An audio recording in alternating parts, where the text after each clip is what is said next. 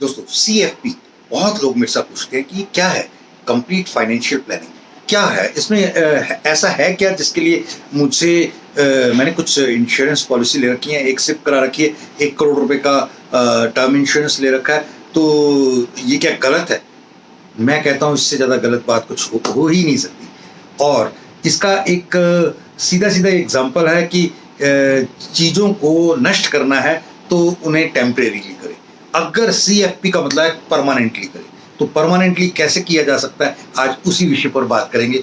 नमस्कार दोस्तों, मेरा नाम प्रोफेसर कुलविंदर सिंह है और आज जो विषय हमने चुना है, आज ये 14th पिलर है। 21 पिलर्स हमने चुने थे और ये बहुत बहुत बहुत इंपॉर्टेंट कंप्लीट फाइनेंशियल प्लानिंग। अगर मैं बिल्कुल सादे लफ्जों में बात करूं तो हम मान जाते हैं कि समय बचे और सब कुछ मिले, लेकिन अगर हम CFP कराते हैं ताकि सब मिले और सब बचे, और ये एक इम्पॉर्टेंट चीज़ है, इस टैगलाइन को समझिएगा। CFP का कहीं ना कहीं एक मतलब ये भी हो सकता है कि आपका क्या आप लगाते हैं और क्या करते हैं, क्या आप पाते हैं और उसके लिए क्या क्या बीज उगाए। और इसमें बहुत इंपॉर्टेंट क्या है कि स्पेशल करेंगे, स्पेशल उगाएंगे तो स्पेशल पाएंगे। आम चीज उगाएंगे तो आम चीज ही वापस रिजल्ट में उग के आएगी। आप ऐसे कह सकते हैं कि सारे के सारे all the eggs shouldn't be kept in one basket, यानी कि एक जगह सब जगह सारी इन्वेस्टमेंट्स नहीं डालनी चाहिए, ये एक नियम है। और ऐसी चीज़ों को चलते हुए आप यहाँ पे बहुत सारी बातें होंगी, लेकिन सबसे इम्पॉर्टेंट बात ये है कि मैं अगर 2-3 छोटे छोटे हरफों में, शब्दों में बात बयान करूं तो आप 1 रुपया कमाते हैं तो 55 पैसे अपने हाउस होल्ड एक्सपेंसेस, सारे हाउस होल्ड एक्सपेंसेस को मिला के वहां पे लगाएं। और सेकंड, जिसे आप कह सकते हैं आज में लगाएं।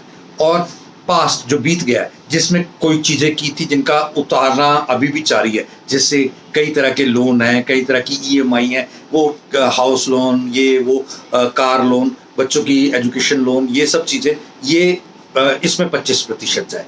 यानी कि कोई भी ऐसी चीज जो पास्ट में ले चुके हैं जिसकी कीमत अभी चुका रहे हैं, ये था आज, कल और कल, यानी कल 20% फ्यूचर में लगाएं। भविष्य में जब आप कमाने के लिए असमर्थ रहेंगे, शरीर साथ नहीं देगा, उस समय आपके पास और अपनी जरूरतों को, अपनी लॉन्ग टर्म की सारी चीज़ों को निभाने के लिए आपके पास कुछ तो होना चाहिए। और वो क्या होगा? वो यही होगा, ये 20%, बाकी के 80% ने कहीं नजर नहीं आना। ये बहुत इंपॉर्टेंट। मैं एक बहुत इंपॉर्टेंट एग्जांपल, मेरी एक स्टूडेंट है, वो IAS है और मेरे देखते देखते ही वो क्लैरिकल में सेलेक्ट हुई, मेरे देखते देखते ही वो ऑफिसर कैडर में आई।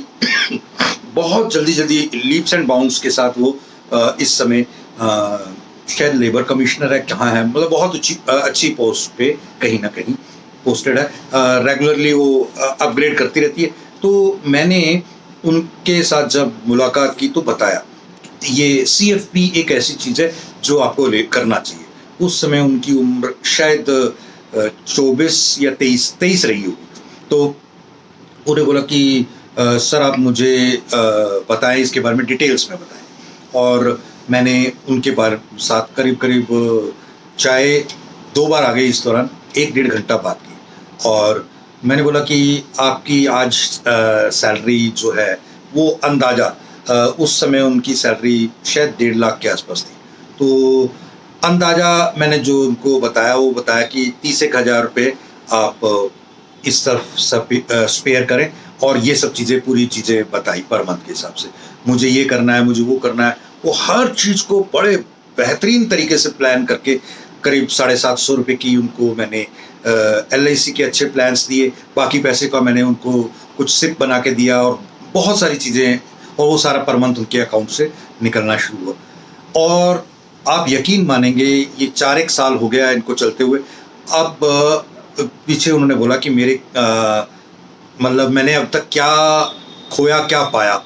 तो सुनकर उनको अच्छा लगा कि ऑलमोस्ट 1.25 करोड़ के आसपास का उनका सम एश्योर्ड है, इंश्योरेंस वगैरह है, के अलावा उनके पास double accidental benefit, permanent disability benefit के अलावा बहुत सारे बेनिफिट तो हैं ही। अभी अगले साल उनकी जो सिप का एक इतना बड़ा अमाउंट आ जाएगा जिसके कारण वो अपनी खुद का मकान बनाना के लिए जो इनिशियल मनी दे करके वो बाकी मनी को लोन करके, मतलब ये छोटी छोटी चीज़ें CFP में काउंट होती है। आपके सारे long term, short term, middle term targets को आप टेक केयर करते हैं।